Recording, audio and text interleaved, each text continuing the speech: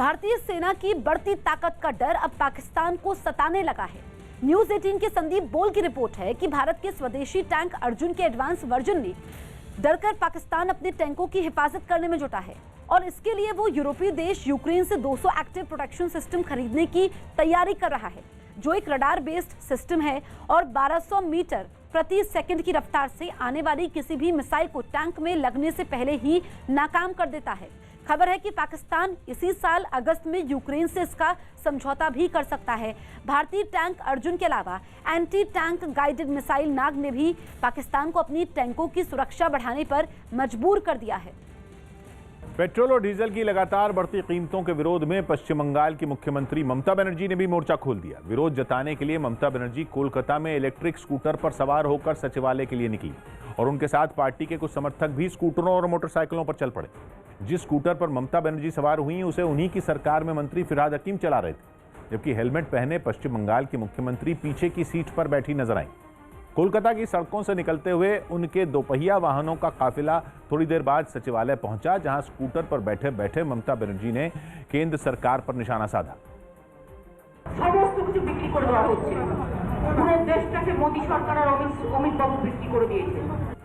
हालांकि बीजेपी ने ममता बनर्जी के विरोध के इस तरीके को जनता का ध्यान भटकाने वाला स्टंट करार दिया। जनता का नजर फिराने के लिए मुख्यमंत्री एक चमक दे रहे हैं। महंगाई के मुद्दे पर इससे पहले भी ममता बनर्जी केंद्र सरकार को घेरने की कोशिश कर चुकी। वहीं दिल्ली में एलपीजी के दामों में लगातार हो रही बढ़ोतरी का विरोध करने के लिए कांग्रेस के दो नेताओं ने सिलेंडर पर बैठकर मीडिया से बातचीत। इस साल फरवरी में तीसरी बार एलपीजी की कीमतों में इजाफा हुआ। राजधानी में सिलेंडर के दाम 25 रुपए बढ़कर 794 रुपए हो गए, जिसके विरोध में कांग्रेस प्रवक्ता सुप्रिया श्रीनेत और पार्टी के संचार विभाग के सचिव विनीत पुनिया ने सिलेंडरों के साथ प्रेस कॉन्फ्रेंस की। उन्होंने मीडिया से बातचीत के दौरान सिलेंडर पर तकिया रख लिया और फिर उस पर बैठकर बातचीत जारी रखी। सुप्रिया श्रीनेत ने तो अपने सामने मौजूद सिलेंडर पर माइक भी रख दिया। उन्होंने गैस की कीमतों में लगातार हो रहे उछाल पर केंद्र सरकार को खूब कोसा। इन सिलेंडर का यही यूज है, इसमें गैस भराने की तो हम लोगों की हैसियत अब है नहीं, जिस तरह से गैस के दाम बढ़ रहे हैं। जम्मू कश्मीर के सोनमर्ग से ताजा बर्फबारी की शानदार तस्वीरें सामने आई। मौसम में आए बदलाव की वजह से वहां कई ऊंचाई वाले इलाकों में बर्फबारी हुई, जिसकी कुछ शानदार तस्वीरें सोनमर्ग से सामने आई। ताजा बर्फबारी की वजह से वहां हर तरफ सफेदी छा गई। मौसम बदला तो वहां मौजूद सैलानियों के चेहरे भी खिल उठे। बर्फबारी के बीच लोग भी जमकर मस्ती करते दिखे। कोई एक दूसरे को बर्फ के गोले बनाकर मारता नजर आया तो कोई स्नो स्कूटर की सवारी करता दिखाई दिया। मस्ती करने में छोटे छोटे बच्चे भी पीछे नहीं रहे। सिद्धिविनायक मंदिर में दर्शन का नियम बदल गया। मुंबई के सिद्धिविनायक मंदिर में दर्शन के लिए नियमों को बदल दिया गया। ये फैसला बढ़ते कोरोना खतरे की वजह से लिया गया। नए नियमों के तहत अब लोगों को दर्शन के लिए ऐप के जरिए अपना रजिस्ट्रेशन करवाना होगा। इसके बाद उन्हें मंदिर दर्शन के लिए दिन और वक्त बताया जाएगा। इस ऐप के जरिए लोग अपनी जरूरत के हिसाब से दर्शन का दिन और समय चुन सकते हैं। जैसे 8 बजे मंदिर खुलेगा, रात को 9 बजे तक आप दर्शन कर सकोगे। खालिस्तान का समर्थन करने वाले 2 आतंकियों के खिलाफ दिल्ली पुलिस ने पटियाला हाउस कोर्ट में चार्जशीट दाखिल कर दी। इन दोनों आतंकियों पर कुछ हिंदूवादी नेताओं की हत्या की साजिश रचने का भी आरोप है।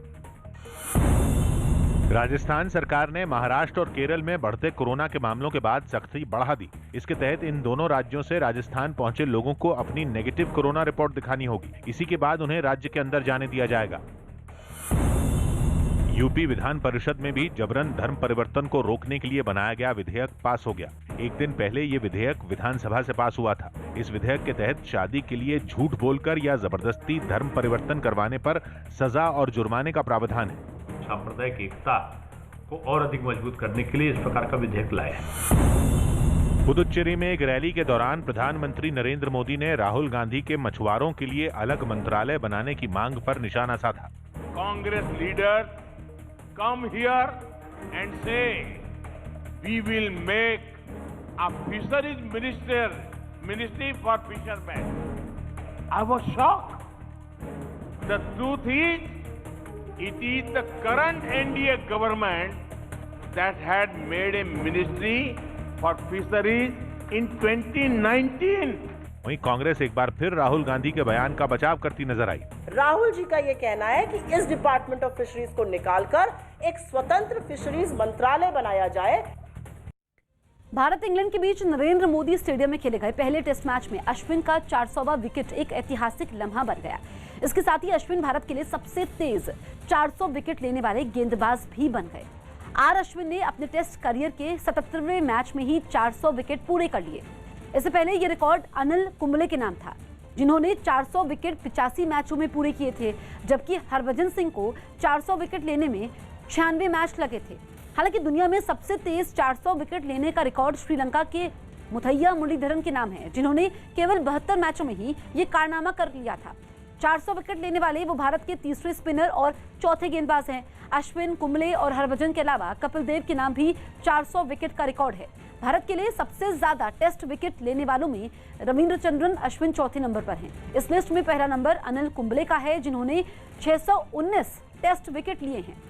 434 विकेट लेने वाले कपिल देव दूसरे नंबर पर हैं और हरभजन सिंह 417 विकेट के साथ तीसरे नंबर पर हैं। मौजूदा दौर में भारत के लिए टेस्ट क्रिकेट खेल रहा कोई भी गेंदबाज उनके आसपास भी नहीं है। अश्विन के बाद दूसरे नंबर पर ईशांत शर्मा का नाम है, जो अब तक 303 विकेट ले चुके हैं। कोर्ट के आदेश के बाद आजम खान की पेंशन पर रोक लगा दी गई। यूपी सरकार ने समाजवादी पार्टी के नेता आजम खान को दी जाने वाली लोकतंत्र सेनानी पेंशन पर रोक लगा दी। राज्य सरकार ने रामपुर कोर्ट के आदेश के बाद यह फैसला लिया। 1975 में इमरजेंसी के दौरान जेल में रहने की वजह से आजम खान को यह पेंशन मिलती थी, लेकिन अब उन पर कई केस दर्ज होने की वजह से इस पेंशन पर रोक लगाई गई है। पश्चिम बंगाल सरकार ने AIMIM नेता असदुद्दीन ओवैसी को कोलकाता में रैली की इजाजत नहीं दी। इसकी वजह से उन्हें अपना कार्यक्रम रद्द करना पड़ा। ओवैसी ने इस मामले में चुनाव आयोग में शिकायत करने की बात कही। पब्लिक मीटिंग करना चाह रहा हूं, तो आप क्यों इजाजत नहीं देते मेरे को? केरल के आलपुषा में एक RSS कार्यकर्ता की हत्या के विरोध में बीजेपी ने प्रदर्शन किया। कोरोना वैक्सीन पर यूपी के मुख्यमंत्री योगी आदित्यनाथ के बयान को विपक्ष ने मुद्दा बना लिया। अपने बयान में उन्होंने ये दावा किया कि कोरोना का टीका जल्द ही बाजार में आएगा, जिसे लोग खुद खरीद कर लगवा सकेंगे। 15 मार्च के आसपास मार्केट में भी एक टीका आ सकते हैं। जो लोग मार्केट से खरीद के लगाना चाहेंगे उनके लिए भी एक गाइडलाइन, सारी चीजें तैयार हो रही हैं। विधान परिषद में दिए मुख्यमंत्री के इस बयान पर समाजवादी पार्टी ने सवाल खड़े कर दिए। गरीब मजदूर, किसान और जिसकी कोरोना काल से रोजगार चला गया, उसका तो पैसा ही नहीं है खरीदने का, वो कैसे वैक्सीन लगवाएगा? जबकि कांग्रेस ने योगी आदित्यनाथ से राज्य के लोगों को कोरोना का टीका मुफ्त में देने की अपील की। हमारी मांग है योगी आदित्यनाथ जी से कि पूरे उत्तर प्रदेश की जनता को फ्री वैक्सीन मुहैया कराई जाए। आज से जम्मू कश्मीर के गुलमर्ग में खेलो इंडिया विंटर गेम्स की शुरुआत होने जा रही है। पीएम मोदी वीडियो कॉन्फ्रेंसिंग के जरिए खेलो इंडिया विंटर गेम्स का उद्घाटन करेंगे। इस मौके पर जम्मू कश्मीर के उपराज्यपाल मनोज सिन्हा के साथ साथ केंद्रीय मंत्री किरेन रिजिजू भी मौजूद रहेंगे। विंटर गेम्स में आइस हॉकी समेत बर्फ में खेले जाने वाली कई प्रतियोगिताएं भी होंगी। 5 दिन तक चलने वाले इस विंटर गेम्स में 27 राज्यों और केंद्र शासित प्रदेशों से करीब 1200 खिलाड़ी हिस्सा लेंगे। खेलों को बढ़ावा देने के लिए बीती रात गुलमर्ग में नाइट स्कीइंग का भी आयोजन किया गया। इस मौके पर उपराज्यपाल मनोज सिन्हा और किरेन रिजिजू भी मौजूद थे। Kashmir is naturally gifted to organize this kind of winter games. So I have already discussed with the Lieutenant Governor Saab. We will make some announcement also tomorrow, and we will make this Khelo India Winter Games much more bigger in the days to come. Development में इस event का भी बड़ा महत्वपूर्ण योगदान होने वाला है, और जैसा पहले से ही मैं कहता रहा हूँ कि यूथ इंगेजमेंट हमारी प्रायोरिटी एरिया है। तो स्पोर्ट्स के माध्यम से, पर्टिकुलरली जब से श्री नरेंद्र मोदी जी इस देश के प्रधानमंत्री बने, मुझे लगता है कि जम्मू कश्मीर में जो इंफ्रास्ट्रक्चर बना है स्पोर्ट्स का, PMDP में 200 करोड़ रुपए मिले। अभी अरुण जेटली जी के नाम पर जो स्टेडियम बन रहा है, मैं समझता हूँ दुनिया का सबसे अच्छा स्टेडियम होगा। बड़ी खबर जम्मू कश्मीर के बडगाम से आ रही है, जहां पर लश्कर के कमांडर रियाज अहमद डार और अबरार नदीम के आतंकवादियों के मददगार के घर बैठक की है। इस बैठक में कश्मीर में हमले तेज करने की साजिश रची गई। लश्कर ने नेताओं, राजनीतिक दल के कार्यकर्ताओं और मुखबिरों पर हमले की प्लानिंग की है। साथ ही युवाओं को गुमराह कर आतंकवाद की राह पर ले जाने की भी साजिश रची गई। उत्तर प्रदेश के प्रयागराज से रोंगटे खड़े कर देने वाली एक तस्वीर सामने आई, जहां बाहुबली और पूर्व सांसद अतीक अहमद के करीबी का 3 मंजिला मकान ढहाने के दौरान बड़ा हादसा टल गया। प्रयागराज डेवलपमेंट अथॉरिटी के अधिकारी वहां ऑपरेशन माफिया के तहत कार्रवाई करने पहुंचे और जैसे ही खुदाई करने वाली एक मशीन ने मकान को ढहाया, मकान का मलबा उस पर गिर पड़ा, जिसके बाद वहां अफरा तफरी मच गई। मकान के नीचे गिरते ही वहां धूल का गुबार छा गया, जिसकी वजह से वहां दिखना तक बंद हो गया। मौके पर मौजूद लोग घबरा गए और वो खुदाई करने वाली मशीन में बैठे ऑपरेटर के लिए जोर जोर से चिल्लाने लगे।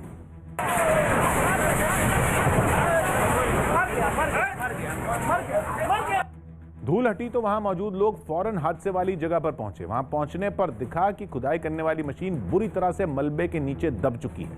घटना की सूचना पर पुलिस भी वहां पहुंच गई। बताया गया कि वक्त रहते ऑपरेटर नीचे कूद गया था, जिससे उसकी जान बच गई। इससे पहले प्रयागराज डेवलपमेंट अथॉरिटी के अधिकारी पूरी तैयारी के साथ इस अवैध मकान को गिराने पहुंचे। इस काम में 2 खुदाई करने वाली मशीनें लाई गईं, जो बिना वक्त गंवाए शान से खड़े इस आलीशान मकान को ढहाने के काम में जुट गई। पूर्णतया अवैध रूप से निर्मित है, इसमें कोई मानचित्र स्वीकृत नहीं है। बताया गया कि इस कार्रवाई के दौरान हुए हादसे में आसपास के कई दूसरे मकानों को भी नुकसान पहुंचा। कंगना रनौत के मामले में मुंबई क्राइम ब्रांच ने एक्टर ऋतिक रोशन को नोटिस भेजकर उन्हें शनिवार को अपना बयान दर्ज करवाने के लिए बुलाया है। इस मामले की जांच क्राइम ब्रांच की क्रिमिनल इंटेलिजेंस यूनिट कर रही है। कंगना रनौत ने कई ईमेल भेजकर ऋतिक रोशन पर परेशान करने का आरोप लगाया था, जिस पर ऋतिक ने इस तरह की किसी तरह की मेल न भेजने की बात करते हुए कंगना के खिलाफ साइबर सेल में साल 2016 में शिकायत दर्ज करवाई थी। कुछ समय पहले ही इस मामले को क्राइम ब्रांच के CIU को ट्रांसफर किया गया था।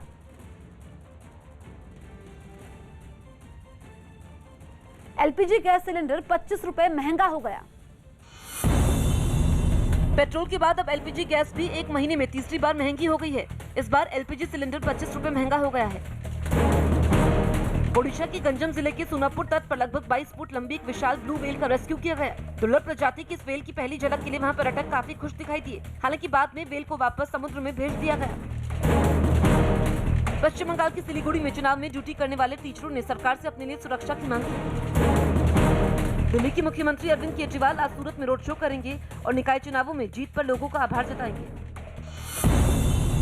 इंग्लैंड को अहमदाबाद टेस्ट में हराने के साथ ही विराट कोहली ने पूर्व कप्तान महेंद्र सिंह धोनी के रिकॉर्ड को भी तोड़ दिया। कोहली की कप्तानी में भारतीय टीम की घरेलू जमीन पर यह 22वीं जीत है। कोहली को यह सफलता 29वें टेस्ट मैच में मिली। वहीं महेंद्र सिंह धोनी की कप्तानी में भारतीय टीम घर पर 30 टेस्ट मैच खेली थी, जिसमें से 21 में उसे जीत मिली थी। यूपी के बलिया में रिक्शे के किराए को लेकर शुरू हुए झगड़े में कुछ दबंगों ने एक आदमी की बुरी तरह पिटाई कर दी, जिसका वीडियो वायरल हो गया। हरियाणा के महम इलाके से निर्दलीय विधायक बलराज कुंडू और उनकी रियल एस्टेट कंपनी के 20 ठिकानों पर आयकर विभाग की टीम ने छापेमारी की। इस बीच बलराज कुंडू के ठिकानों से 1 करोड़ कैश और 14,000 अमेरिकी डॉलर बरामद होने का दावा किया गया।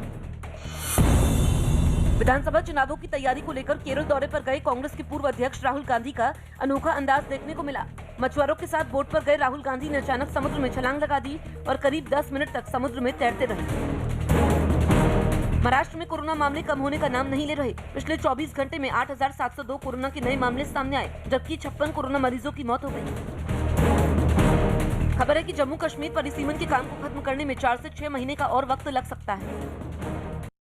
इटली के जेनोवा में पहाड़ी पर बने कब्रिस्तान की एक इमारत ढह गई और वहां दफन 200 से ज्यादा ताबूत समंदर में बह गए। इसके बाद ताबूतों की तलाश के लिए एक ऑपरेशन शुरू किया गया। यह हादसा अचानक जमीन खिसकने की वजह से हुआ, जिसका एक वीडियो भी सामने आया और वीडियो में इस इमारत का एक हिस्सा बीच से टूटकर समंदर में गिरता दिखाई दिया। पहले उसमें 2 जगह दरारें पड़ी जो धीरे धीरे बड़ी होने लगी और फिर वो अलग होकर ढह गया।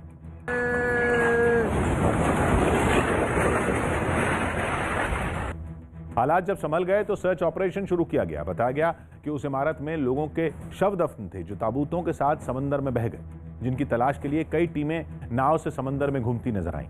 इस हादसे में इमारत का एक हिस्सा पूरी तरह मलबे में बदल गया और कई ताबूत समंदर किनारे पड़े नजर आए। कोरोना के बढ़ते खतरे के बीच महाराष्ट्र के पुलिसकर्मी अब वर्क फ्रॉम होम कर सकेंगे।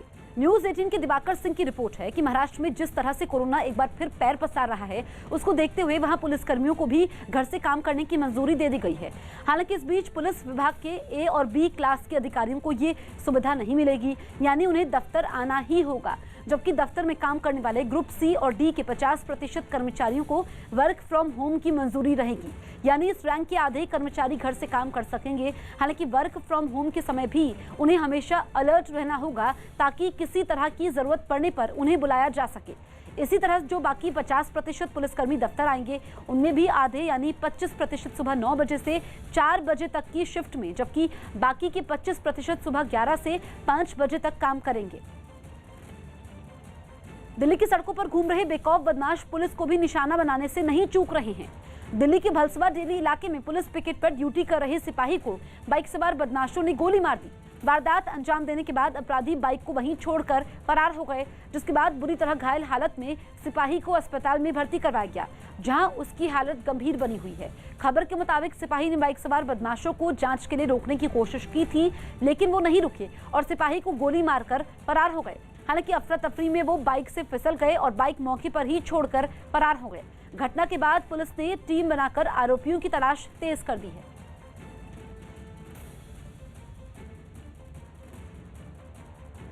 कोरोना वैक्सीन के जरिए दुनिया के 60 से अधिक देशों की कोरोना से लड़ने में मदद करने पर विश्व स्वास्थ्य संगठन के प्रमुख टेड्रोस एडोनॉम ने भारत और पीएम मोदी की जमकर तारीफ की है। इतना ही नहीं, टेड्रोस ने ट्वीट करते हुए दुनिया के दूसरे बड़े देशों को भी भारत से सीख लेने की सलाह दी है। भारत में कोरोना से लड़ने के लिए वैक्सीनेशन का काम 16 जनवरी से शुरू हो चुका है। इसके अलावा भारत अपने पड़ोसी देशों के साथ साथ दुनिया के दूसरे देशों को भी वैक्सीन पहुंचा रहा है। टेड्रोस ने ट्वीट करते हुए लिखा कि वैक्सीन के लिए भारत और भारत के पीएम नरेंद्र मोदी का शुक्रिया। आपकी कोवैक्सीन और कोविड-19 वैक्सीन दुनिया के साथ साझा करने से 60 से अधिक देशों में हेल्थ वर्कर और दूसरे लोगों का वैक्सीनेशन शुरू करने में मदद मिली है। मुझे उम्मीद है कि दुनिया के दूसरे देश भी आपसे सीख लेंगे। दिल्ली में बीजेपी महिला मोर्चा के कार्यकर्ताओं ने केजरीवाल सरकार के शिक्षा मंडल के खिलाफ जोरदार प्रदर्शन किया। कुछ दिन पहले दिल्ली के शिक्षा विभाग के निदेशक का एक वीडियो वायरल हुआ था, जिसमें वो सभी बच्चों को पास करने का भरोसा देते नजर आए थे। लेकिन उनके इसी बयान पर बीजेपी ने केजरीवाल सरकार को घेरना शुरू कर दिया। बीजेपी महिला मोर्चा की कार्यकर्ता शिक्षा मंत्री मनीष सिसोदिया के घर का घेराव करने पहुंच गई।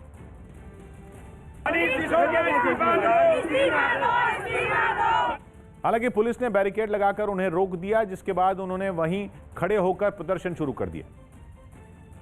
तमाम जो महिलाएं आप देख रहे हैं वे विरोध प्रदर्शन कर रही हैं। उनका साफ तौर पर कहना है कि दिल्ली के जो शिक्षा मंत्री हैं वो फेल शिक्षा मॉडल को लेकर उन्हें जल्द इस्तीफा दे देना चाहिए। दिल्ली बीजेपी के अध्यक्ष आदेश गुप्ता इस प्रदर्शन की अगुवाई कर रहे थे, जिन्होंने शिक्षा विभाग के निदेशक के साथ मनीष सिसोदिया पर भी कार्रवाई की मांग की। एजुकेशन डायरेक्टर को तुरंत बाहर का रास्ता दिखाए और मनीष सिसोदिया और दिल्ली सरकार से जवाब तलब किया जाए। यही नहीं, उन्होंने केजरीवाल सरकार के शिक्षा मॉडल को हर मोर्चे पर फेल बताया और उपराज्यपाल से इस मामले में कार्रवाई की अपील की। सीमा पर भारत के सख्त रुख का असर अब चीन के बाद पाकिस्तान पर भी पड़ने लगा है। पाकिस्तान दोनों देशों के बीच हुए सभी समझौतों का पालन करने के लिए राजी हो गया। न्यूज़ 18 के संदीप बोल की रिपोर्ट है कि भारत और पाकिस्तान के director general of military operations के बीच हॉटलाइन पर बात हुई, जिसमें दोनों देशों के बीच जारी तनाव और सीमा पर शांति बनाए रखने के मुद्दे पर काफी देर तक चर्चा हुई। इस बातचीत में पाकिस्तान की तरफ से भरोसा दिया गया कि अब उसकी ओर से सीजफायर नहीं तोड़ा जाएगा। साथ ही पाकिस्तान ने सभी समझौतों का सख्ती से पालन करने पर भी हामी भरी।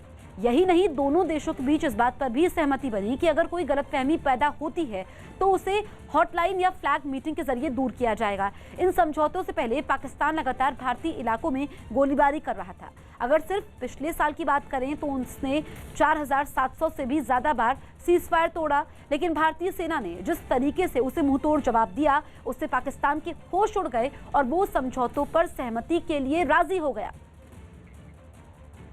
मुंबई के पैडर रोड इलाके में बीती रात एक गाड़ी से जिलेटिन की 20 छड़ें मिलने से हड़कंप मचा। मामला इसलिए भी बेहद गंभीर माना जा रहा है क्योंकि जिस जगह ये गाड़ी संदिग्ध तरीके से खड़ी हुई मिली है, वहां से कुछ दूरी पर ही रिलायंस इंडस्ट्रीज के चेयरमैन मुकेश अंबानी का घर है। गाड़ी की जानकारी मिलने के बाद मौके पर बम और डॉग स्क्वाड की टीम भी पहुंची और जांच के बाद कार में जिलेटिन की 20 छड़ें बरामद की गई। मामले की गंभीरता को देखते हुए मुंबई में हाई अलर्ट है। मामले की जांच क्राइम ब्रांच को सौंपी गई है। साथ ही जांच के लिए 10 टीमें बनाई गई है। अभी तक जो सीसीटीवी मिला है उसके मुताबिक ये गाड़ी बुधवार की रात करीब 1 बजे इस जगह पर पार्क की गई थी और उसका ड्राइवर कुछ देर बाद गाड़ी से निकलकर चला गया था। शुरुआती जांच में पुलिस को पता चला है कि गाड़ी पर जो फर्जी नंबर प्लेट लगाई गई है वो मुकेश अंबानी की सुरक्षा में चलने वाली एक गाड़ी का नंबर है। साथ ही गाड़ी के अंदर से कुछ और नंबर प्लेट मिली हैं। इसके अलावा गाड़ी के भीतर से एक चिट्ठी भी मिली है। हालांकि ये पता नहीं चल पाया है कि उसमें क्या लिखा है। क्राइम ब्रांच के साथ एटीएस भी मामले की जांच में जुटी है।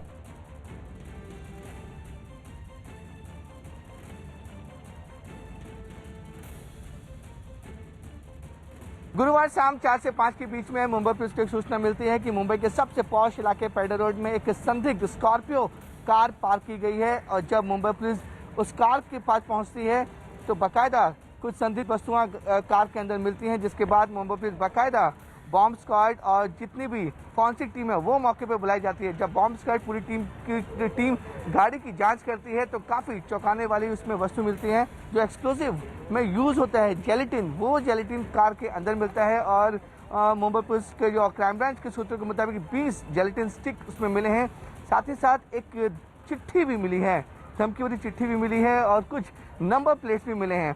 और मुंबई पुलिस ने जो अपना ऑफिशियल स्टेटमेंट जारी किया है उसमें साफ तौर पे कहा गया है कि ये जो नंबर प्लेट्स हैं, जो गाड़ी का नंबर था वो नंबर प्लेट फर्जी था और वो नंबर प्लेट जो नंबर की जो रियलिटी है वो हिंदुस्तान के सबसे बड़े उद्योगपति मुकेश अंबानी की जो सिक्योरिटी कॉन्वॉय है उनमें से एक गाड़ी का नंबर प्लेट उस स्कॉर्पियो की गाड़ी से मैच करता है। यही वजह है कि मुंबई के पेडर रोड में जो उद्योगपति मुकेश अंबानी के घर एंटीला है वहाँ पर सुरक्षा काफ़ी ज़्यादा कड़ी कर दी गई है। आपको बताना चाहेंगे कि 3 लेयर की सिक्योरिटी यहाँ पर होती है। जो पहली लेयर की सिक्योरिटी होती है उनकी जो पर्सनल सिक्योरिटी गार्ड्स होते हैं वो होते हैं। दूसरी लेयर मुंबई पुलिस और फिर सीआरपीएफ के लोग भी यहाँ पर मौजूद रहते हैं 24 घंटे। आप साफ तौर पर देख सकते हैं कि जैसे ही ये घटना घटी है उसके बाद मुंबई पुलिस, सीआरपीएफ और उनकी जो पर्सनल सिक्योरिटी गार्ड्स हैं, साथ ही साथ जो बॉम्ब स्क्वाड की टीम है और जो बुलेट प्रूफ वैन है मुंबई पुलिस की, वो यहाँ पर तैनात कर दी गई है। पूरी सुरक्षा चाक चौबंद कर दी गई है ताकि कोई भी घटना ना घटे। लेकिन जिस तरीके से ये जो संदिग्ध गाड़ी मिली है और धमकी वाली चिट्ठी मिली है वो अपने आप में कई बड़े सवाल खड़े कर रही है कि आखिर इसके पीछे कौन लोग हो सकते हैं। यही वजह है कि इस पूरे मामले में अब Mumbai crime branch, Maharashtra ATS के साथ साथ जो तमाम खुफिया एजेंसी हैं वो भी जांच कर रही हैं कि आखिरकार ये घटना किसने अंजाम दी। आपको बताना चाहेंगे कि मुंबई पुलिस को बाकायदा एक सीसीटीवी फुटेज भी मिले हैं, जिस फुटेज में साफ तौर पर दिख रहा है कि 2 गाड़ियाँ, पहली जो स्कॉर्पियो गाड़ी है वो रात करीब 1 बजे के आसपास पार्क होती है, उसमें कोई शख्स बैठा रहता है। 3-4 घंटे बाद वो शख्स उस गाड़ी से बाहर निकलता है। लेकिन जो संदिग्ध कार मिली है उसके पीछे एक और सफ़ेद रंग की कार होती है जो उस गाड़ी के साथ साथ चलती है और तुरंत उस सीसीटीवी फुटेज में कार आगे निकल जाती है। यही वजह है कि इस इलाके में तमाम सीसीटीवी कैमरे जो लगे हुए हैं वो मुंबई पुलिस छान रही है। एक बाकायदा 10 टीमें बनाई गई हैं जिसको एडिशनल सीपी लेवल के जो लोग हैं उसको मॉनिटर कर रहे हैं। मुंबई के जो जॉइंट सीपी हैं क्राइम और लॉ एंड ऑर्डर वो भी उसको मॉनिटर कर रहे हैं। एटीएस की तमाम टीमें काम कर रही हैं और ये जानने की कोशिश कर रही हैं कि आखिरकार जो गाड़ी थी किसने पार्क की थी, किसने वहाँ पर फर्जी नंबर प्लेट लगाए हैं और इस पूरी घटना के पीछे कौन लोग जिम्मेदार हैं। मुंबई पुलिस का दावा है और क्राइम ब्रांच का दावा है कि उन्हें कुछ अहम सबूत ज़रूर मिले हैं और वो इस पूरे मामले को जल्द से जल्द सुलझाने का दावा कर रहे हैं। मुंबई में मुकेश अंबानी के घर के कुछ दूरी पे एक स्कॉर्पियो वैन मिली है। उस स्कॉर्पियो वैन में कुछ जिलेटिन पाया गया है। इसकी पूरी जांच मुंबई क्राइम ब्रांच कर रहा है। जो भी असलियत है जल्द से जल्द सामने आएंगी। 2 तस्वीरें हम आपको दिखा रहे हैं। 20 जिलेटिन की छड़ें गाड़ी से मिली हैं और बड़ी बात यह है कि जिस गाड़ी में विस्फोटक था वहां से कुछ ही दूरी पर रिलायंस इंडस्ट्रीज के चेयरमैन मुकेश अंबानी का घर है। और दूसरी तस्वीर में आप देखिए सुरक्षा व्यवस्था बढ़ा दी गई है। मुंबई में हाई अलर्ट है इस घटना के बाद और पुलिस की 10 टीमें तैयार की गई है जो पूरे मामले की जाँच में जुटी है। मामला क्राइम ब्रांच को सौंपा गया है। गुरुवार रात को ये गाड़ी खड़ी थी, यानी कि रात में 1 बजे लगभग ये गाड़ी मिली है। चुनाव से कुछ महीने पहले प्रधानमंत्री ने तमिलनाडु को बहुत सारे विकास कार्यों की सौगात दी। उन्होंने वहां के कोयम्बतूर में 12,400 करोड़ की बिजली परियोजनाओं और विकास कार्यों की शुरुआत की, जिसके बाद वो एक रैली को संबोधित करने के लिए रवाना हुए और रास्ते में उनका शानदार स्वागत किया गया। जिस समय पीएम अपनी गाड़ी में बैठकर रैली की जगह जा रहे थे, सड़क के दोनों तरफ का नजारा देखते बना, क्योंकि वहां किसी ने नाचते हुए तो किसी ने ढोल बजाकर उनका स्वागत किया। यही नहीं, सड़क किनारे पारंपरिक वेशभूषा में सजे कलाकार भी नजर आए। पीएम के लिए लोगों की दीवानगी का आलम यह था कि पूरे रास्ते वो हाथ हिलाकर उनके तमिलनाडु आने पर खुशी जताते रहे। प्रधानमंत्री ने भी उसी उत्साह के साथ उन्हें हाथ हिलाकर जवाब दिया, जिसके बाद उन्होंने कोयम्बटूर में जनसभा को संबोधित करते हुए ये संकेत दिया कि इस बार तमिलनाडु के चुनाव में विकास का मुद्दा अहम होगा। The only politics people will accept is politics of development and good governance. अपनी इस सभा से प्रधानमंत्री ने ये संदेश भी दिया कि छोटे कारोबारी और छोटे किसान उनकी सरकार की प्राथमिकताओं में शामिल हैं। Small businessmen and small farmers, the NDA government has given topmost priority to these two sections. BJP ये ऐलान कर चुकी है कि इस बार के चुनाव में उसका गठबंधन सत्ताधारी पार्टी AIADMK के साथ जारी रहेगा। हैदराबाद में एक किताब के विमोचन के मौके पर आरएसएस प्रमुख मोहन भागवत ने अखंड भारत का जिक्र किया और इशारों ही इशारों में पाकिस्तान समेत भारत के हिस्से से अलग होने वाले देशों पर निशाना साधा। गांधार का अफगानिस्तान बन गया, जिस दिन बन गया होगा उस दिन से अब तक अफगानिस्तान में सुख शांति है क्या? पाकिस्तान बना उस दिन से अब तक पाकिस्तान में सुख शांति है क्या? अखंड भारत के जो भूभाग आज भारत नहीं कहलाते उनमें दुख ही दुख है। सब करके देख लिया, उपाय नहीं मिलता, क्योंकि उपाय तो एक ही है। जहां से उनकी प्राण की ऊर्जा है उसके साथ वो जुड़ जाए तो उनकी सारी समस्याओं का हल हो जाएगा। मुंबई में कोरोना की वजह से इमारतों को सील करने का काम तेज हो गया। मुंबई में कोरोना मरीजों की संख्या बढ़ते ही बीएमसी ने इमारतों को सील करने का काम तेज कर दिया। नए दिशा निर्देशों के तहत एक इमारत में 5 से ज्यादा कोरोना मरीज मिलने के बाद उसे सील किया जा रहा है। मुंबई में एक बार फिर कोरोना केसेस में बढ़ोतरी हुई है। बीएमसी ने ऐसा बैनर लगाया हुआ है जिसमें साफ लिखा है कि ये बिल्डिंग सील है। शहर में 819 इमारतों को सील किया गया है। उनके बाहर बीएमसी ने बैनर भी लगाए हैं, लेकिन इसके बाद भी लोग कोरोना नियमों को मानने के लिए राजी नहीं है। बैनर तो लगा हुआ है, लेकिन हमें ये बताया नहीं बीएमसी वालों ने कि ये सील करिए या सील करना है कुछ ऐसा। कांग्रेस महासचिव प्रियंका गांधी ने दिल्ली में यूपी कांग्रेस के कई नेताओं के साथ एक बैठक की। इस बैठक में 2022 में होने वाले यूपी विधानसभा चुनाव का घोषणा पत्र बनाने पर चर्चा हुई। दिल्ली सरकार ने सभी सरकारी गाड़ियों को इलेक्ट्रिक गाड़ी में बदलने का फैसला लिया। दावा है कि ये काम अगले 6 महीनों में पूरा कर लिया जाएगा। इनमें सभी विभागों और सरकारी संस्थानों की गाड़ियां शामिल हैं।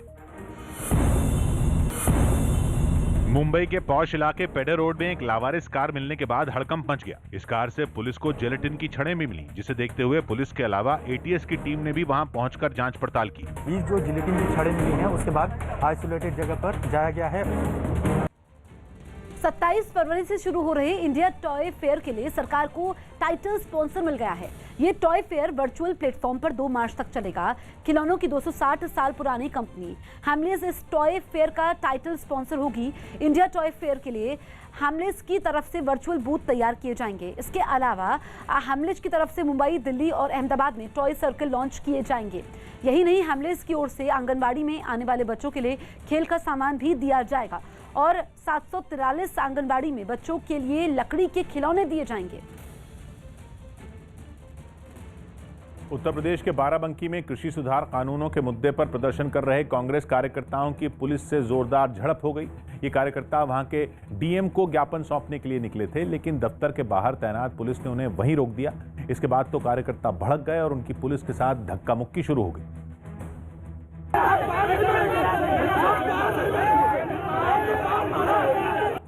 कार्यकर्ता डीएम से मिलने की जिद पर अड़े रहे, हालांकि पुलिस ने उन्हें अंदर नहीं जाने दिया। इसके बाद वो सभी दफ्तर के मेन गेट के सामने ही धरने पर बैठ गए और नारेबाजी शुरू कर दी।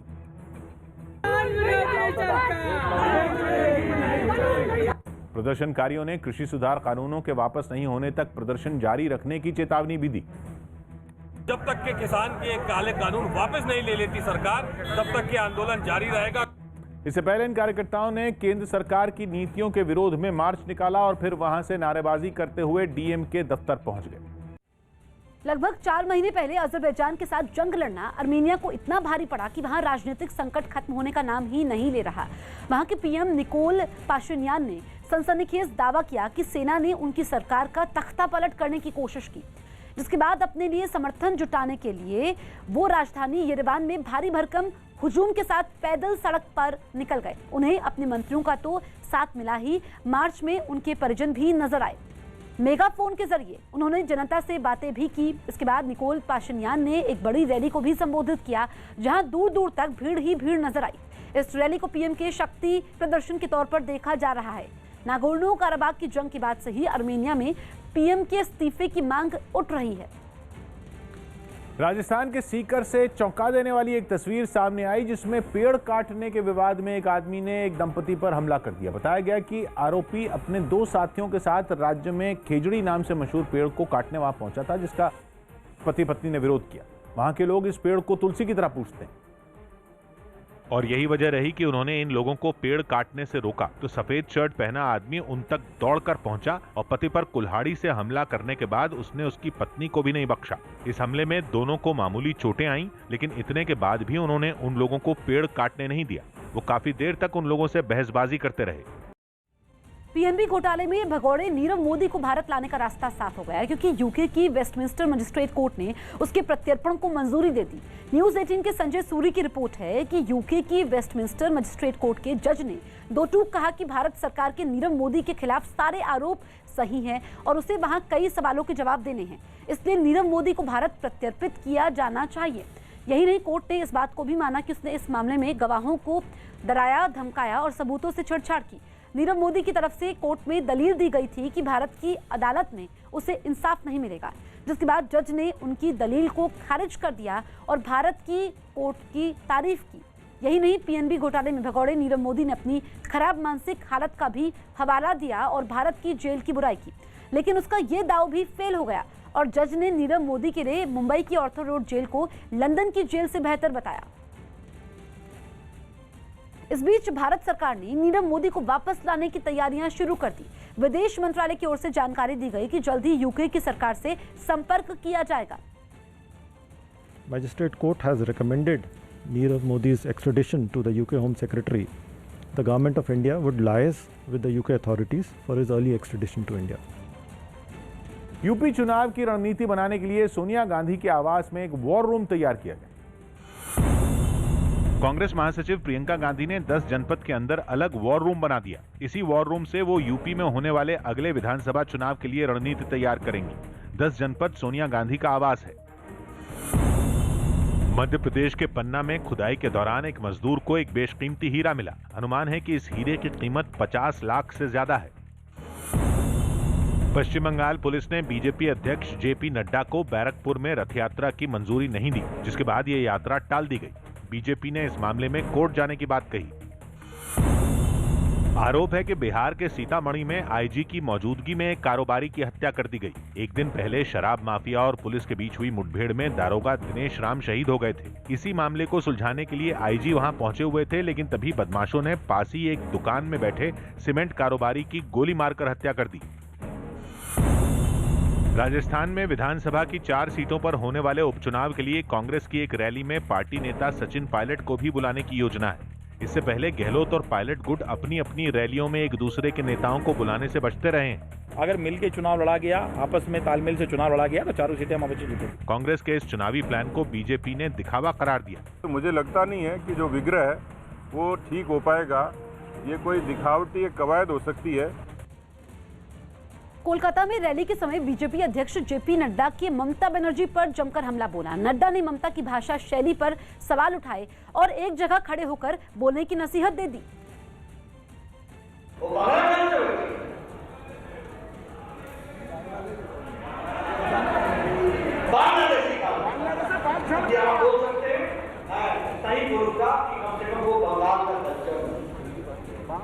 जो उन्होंने प्रधानमंत्री के लिए कहा, अपनी शादी के लिए कहा और मेरे नाम के आगे तो अलंकार ही अलंकार।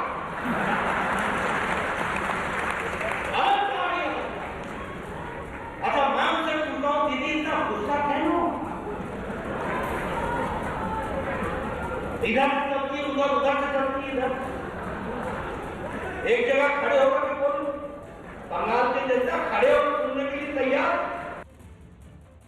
टीवी पर पहली बार शुरू हुआ है एक अनोखा शो यंग जीनियस। 27 फरवरी को शाम 7 बजे न्यूज 18 इंडिया पर देखिए 14 साल की लड़की जो है टेबल टेनिस की जान और हरियाणा की शान। मेरा नाम सुहाना सैनी है, मैं 14 इयर्स की हूँ। ये है यंग जीनियस, जिसे जीतना पसंद है, जो 6 साल की उम्र से ओलंपिक्स गोल्ड जीतने की तैयारी में है। नेक्स्ट यूथ ओलंपिक्स में गोल्ड जीतना है, जो 2022 में होंगे। ये है यंग जीनियस, जो टेबल टेनिस में अंडर 15 की चैंपियन है और दुनिया में जिसकी रैंकिंग 22 की है, जिसके पास मेडल्स का अंबार है और यूएस ओपन समेत 29 अंतर्राष्ट्रीय चैंपियनशिप जीत चुकी है। नेटवर्क 18 पर एक अनोखा शो, दंग करने वाली खिलाड़ी हरियाणा के रोहतक की सुहाना सैनी के साथ। 10 में आप पहली बार नेशनल चैंपियन बनी, अब ये 11 में आप दूसरी बार नेशनल चैंपियन बनी। हाँ। कुल्लू लाओ भाई, पानी लाओ, डूब जाता हो इसमें। जिसकी माँ है उसकी गुरु, जिसने अपनी माँ को टेबल टेनिस में हराने वाली खिलाड़ी को हराकर दम लिया, जो टेबल टेनिस में चीन के गुरूर को तोड़कर दुनिया पर छा चुकी है। आ रही है ये यंग जीनियस 27 फरवरी को शाम 7 बजे न्यूज 18 इंडिया पर।